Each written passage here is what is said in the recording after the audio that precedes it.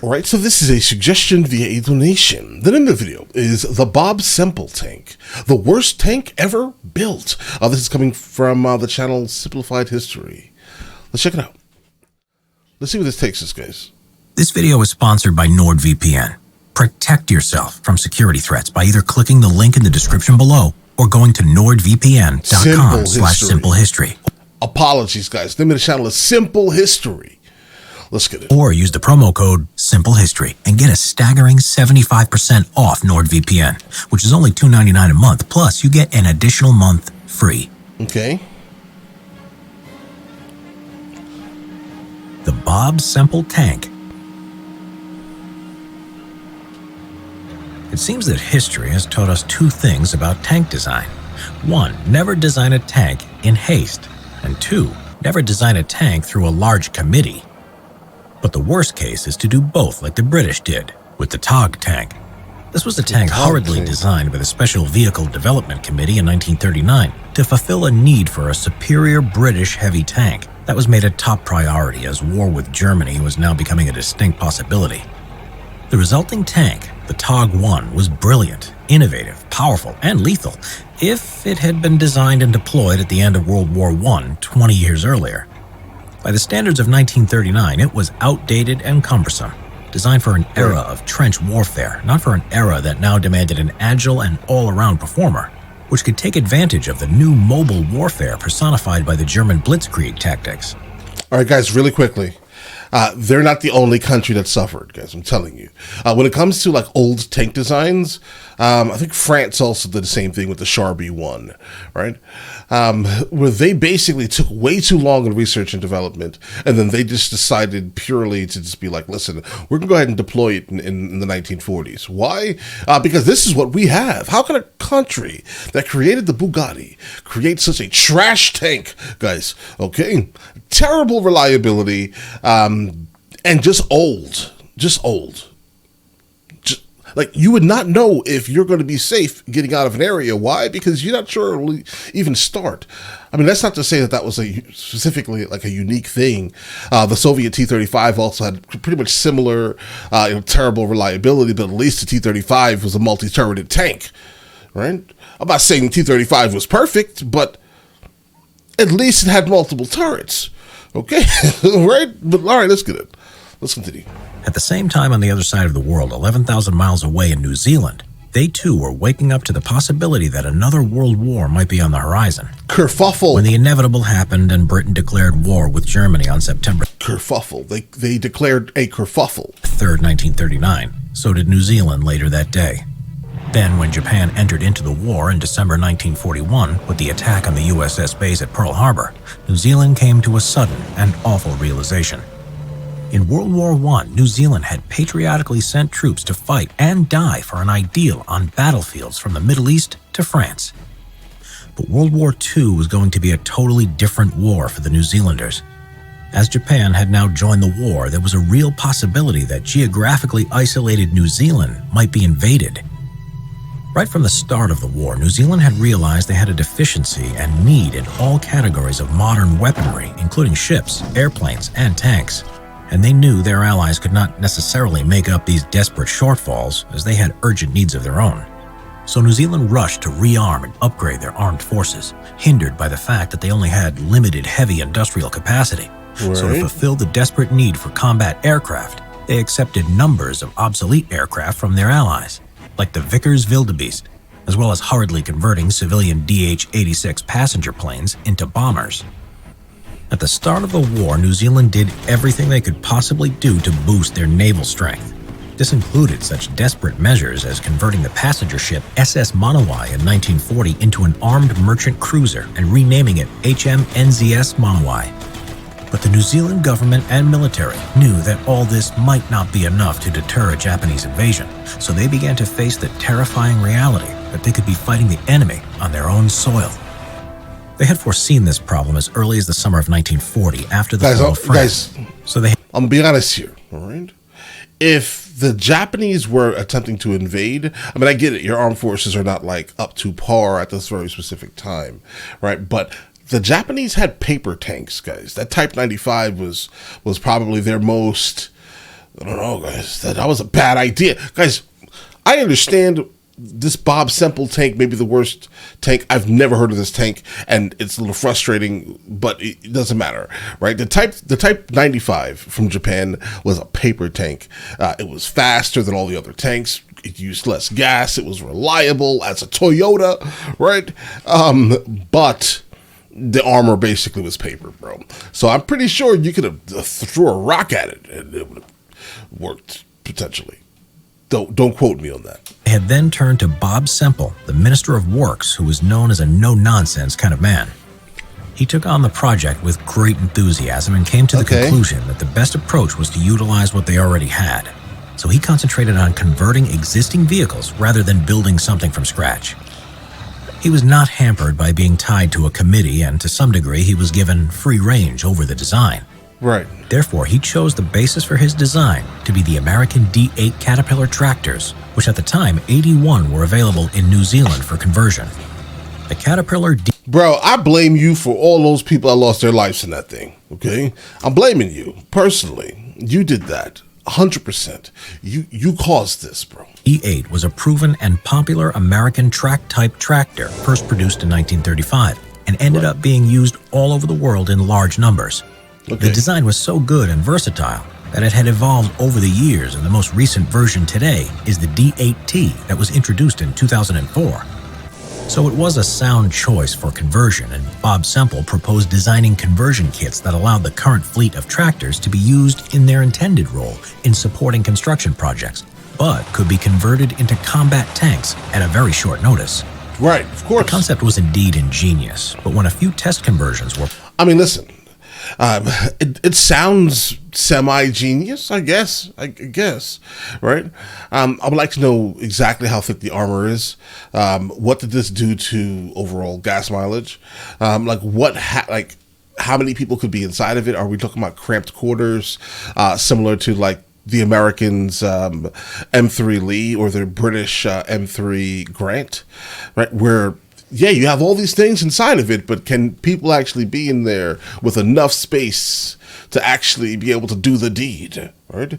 Because it doesn't look like it. If you're converting like caterpillars, bro, I'm not sure this is a functional thing. I'm still trying to figure out how this is the worst tank. I'm looking at it, and I don't understand why you would do that. But either way, let's continue. Publicly paraded, it was widely ridiculed by both the press and the general public, and many wrongly thought the bolted-on armor was just normal corrugated roofing. Right, I bet. What he had actually created was a tank with 0.31-inch armor plate, with half-inch manganese-rich corrugated steel plate welded on.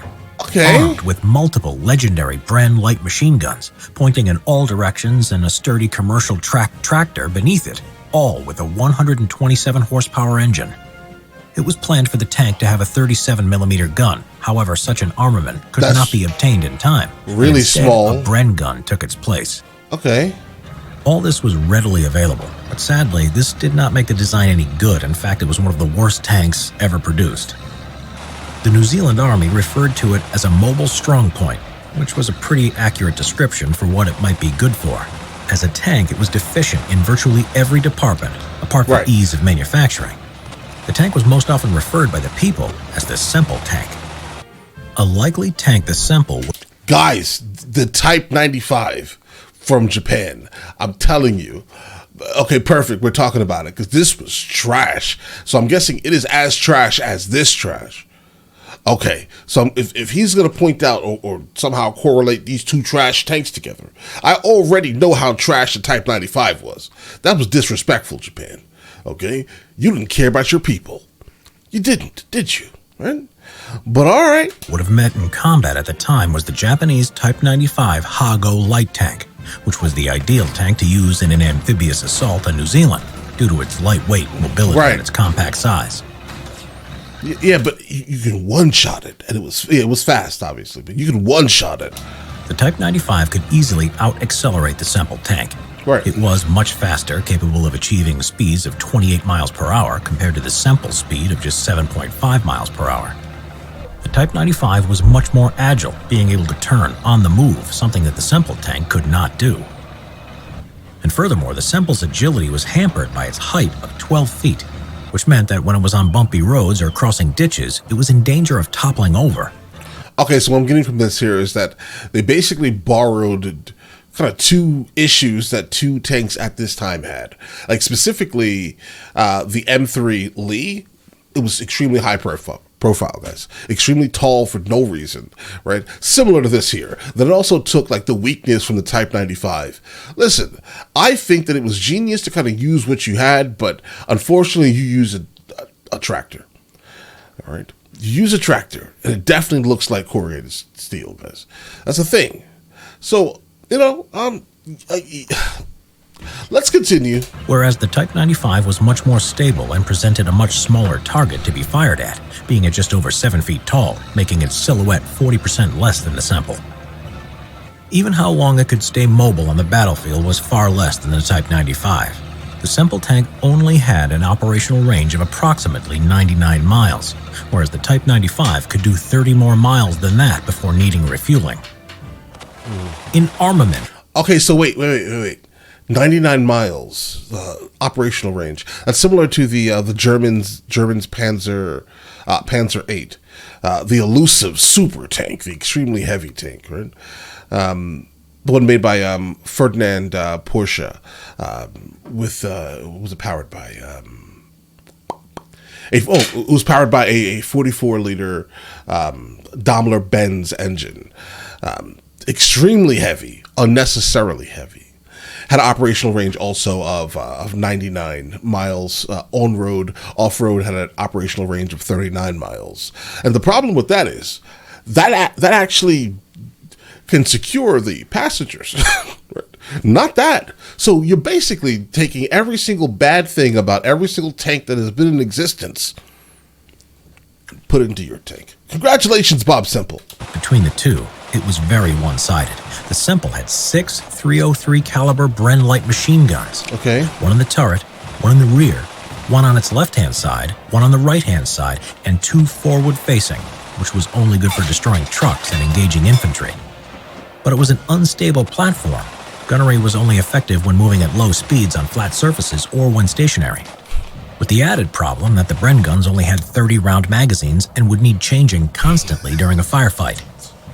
The Type 95 was far from perfect when firing on the move, but was better than the Semple and boasted a dedicated anti-tank 37mm gun that would be able to easily penetrate the Semple's composite armor. Right. The designer himself claimed the armor could only withstand anti-tank shells of up to 20mm. Bro, listen guys, everyone was basically driving around with 75mm guns, guys.